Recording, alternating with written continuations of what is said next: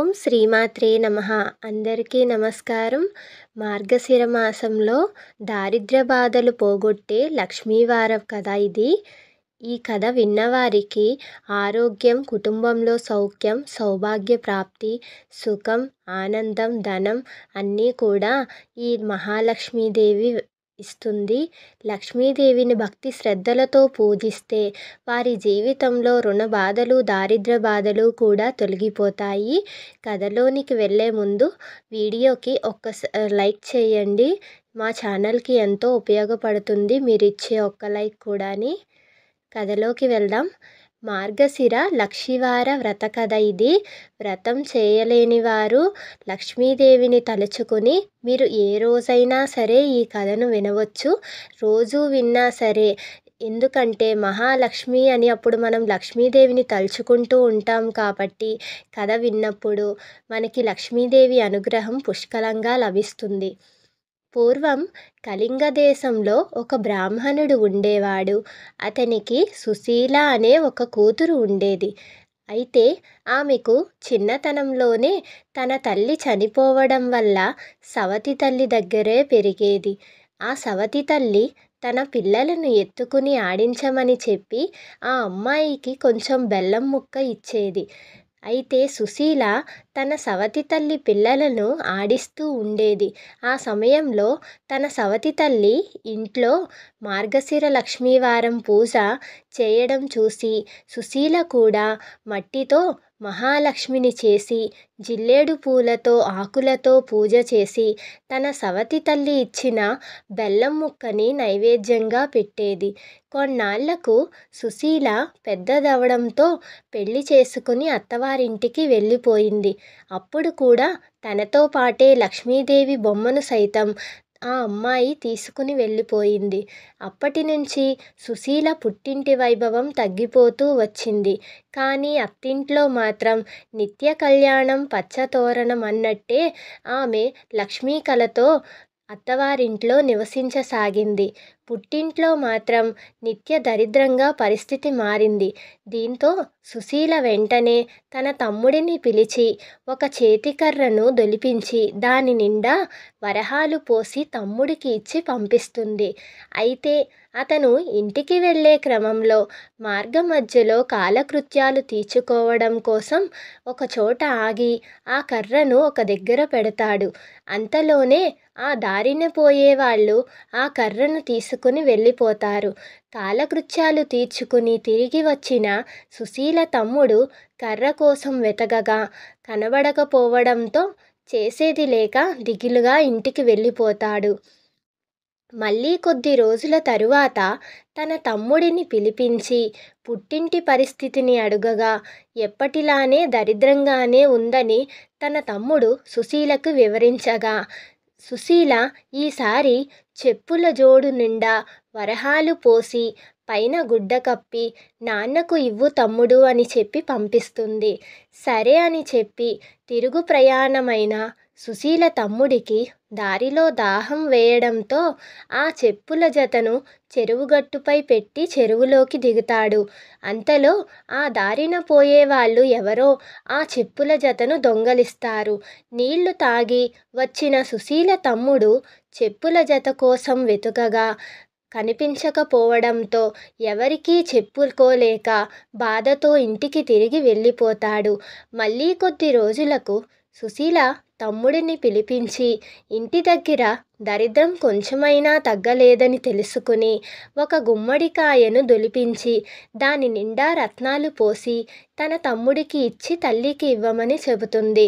అతడు ఆ గుమ్మడికాయను తీసుకుని వెళుతూ ఒక బావిగట్టున పెట్టి నీళ్లు తాగడానికి బావిలో దిగుతాడు. వచ్చి చూసేలోపు ఆ గుమ్మడికాయను కూడా ఎవరో తీసుకెళ్ళిపోతారు. వెతికి వెతికి ఇక చేసేది ఏమీ లేక తన దరిద్రాన్ని తిట్టుకుంటూ మళ్ళీ ఇంటికి తిరిగి ప్రయాణమవుతాడు. ఆ తరువాత కొన్నాళ్లకు సుశీల తన పుట్టింటి విషయాలు తెలుసుకుని వాళ్ళని ఉద్ధరించడం ఎలాగా అని దీర్ఘంగా ఆలోచించి భర్త అనుమతితో పుట్టింటికి వెళుతుంది. ఓ రోజు తన సవతి తల్లితో, అమ్మా, ఈ మార్గశిర లక్షివారం రోజు లక్ష్మీదేవి నోము నోచుకుందాము, నువ్వు ఏమీ తినకుండా ఉపవాసం ఉండు అని చెబుతుంది. సవతి తల్లి కూడా సరే అని చెప్పి తన చంటి పిల్లలకి చద్ది అన్నం పెడుతూ తాను కూడా ఒక ముద్ద తింటుంది. తీరా సుశీల వచ్చి నోము చేద్దాం రా అమ్మా అని పిలిచేసరికి పొరపాటున తాను చద్ది అన్నం తిన్న సంగతి చెబుతుంది. దీంతో చింతించిన సుశీల, పోనీలే, వచ్చే వారం నోము చేసుకుందాము, ఆ రోజైనా జాగ్రత్తగా ఉండు అమ్మా అని చెబుతుంది. ఇంతలో మార్గశిర మాసం 2వ లక్షవారం వస్తుంది. ఆ రోజు కూడా తన పిల్లలకు తలంటి స్నానం చేపిస్తూ ఆమె గిన్నె అడుగున మిగిలిన నూనెను తీసి తలకి రాసుకుంటుంది. ఇంతలో సుశీల వచ్చి నోముకు పిలిచేసరికి తన తప్పు గుర్తు చేసుకుని ఆ విషయాన్ని సుశీలకు చెబుతుంది. సరేలే, 3వ వారమైనా నోము చేసుకుందామని చెప్పగా అప్పుడైనా నిష్ఠతో ఉండు అని చెబుతుంది. అలాగే అని చెప్పిన తల్లి 3వ మార్గశిర లక్షవారం రోజు ఆమె తన పిల్లలకు తల దువ్వుతూ తాను కూడా తల దువ్వేసుకుంటుంది. దీంతో బాధపడిన సుశీల, ఇలా అయితే మీ దరిద్రం తీరదు అమ్మా, మీ బ్రతుకులు కూడా మారవు అని చెప్పగా ఇక మార్గశిర మాసం 4వ గురువారం రోజు ఉదయమే సవతి తల్లిని ఒక గోతిలో కూర్చోబెట్టి పైన బల్లలు పరిచి తానే ఇంటి పనులన్నీ చేయసాగింది. ఇంతలో పిల్లలు వచ్చి గోతి మీద ఉన్న బల్లలపై కూర్చుని అరటి పండ్లు తిని ఆ తొక్కలను చెక్కల సందులోంచి ఆ గోతిలోకి వేశారు. అప్పటికే ఆకలితో నకనకలాడుతున్న ఆమె సవతి తల్లి ఆ తొక్కలే అమృతపు ముక్కల్లా భావించి తినేస్తుంది. ఇంతలో సుశీల లక్ష్మీదేవి నోముకు పిలవగానే అరటి తొక్కల్ని తిన్న సంగతి చెబుతుంది ఆ సవతి తల్లి. బాగా బాధపడిన సుశీల నిజం చెబుతున్న కారణంగా సవతి తల్లిని ఏమీ అనలేకపోయేది. కానీ పుట్టింటి దరిద్రం పోగొట్టాలంటే గనక తాను మరొక జన్మ ఎత్తాలేమో అని ఎంతో దుఃఖిస్తుంది. అయినా ధైర్యం చేసి, అమ్మా, నీ అదృష్టం కొద్దీ ఈ ఏడాది మార్గశిర మాసంలో 5 లక్షవారాలు వచ్చాయి. చివరి లక్షవారం అయినా సరే భక్తి శ్రద్ధలతో నోము నోచుకుంటే ఈ దరిద్రం పోయి బాగుపడతారు, లేకుంటే నేను కూడా ఏమీ చేయలేను అని చెబుతుంది. అంతేకాకుండా చివరి లక్ష్మీవారం రోజూ నిద్రలేచినప్పటి నుంచి సవతి తల్లి కొంగును తన కొంగుకు ముడివేసుకుని ఎలాంటి అపచారం కూడా జరగకుండా చూసుకుంటుంది. స్నానం చేయించి నోము ఆచరించేలా చేస్తుంది. పూజలో సుశీల నైవేద్యంగా పెట్టిన పూర్ణం కుడుములు మాత్రం మహాలక్ష్మీదేవి స్వీకరించింది. కానీ సవతి తల్లి పెట్టినప్పుడు మాత్రం మహాలక్ష్మీదేవి స్వీకరించలేదు.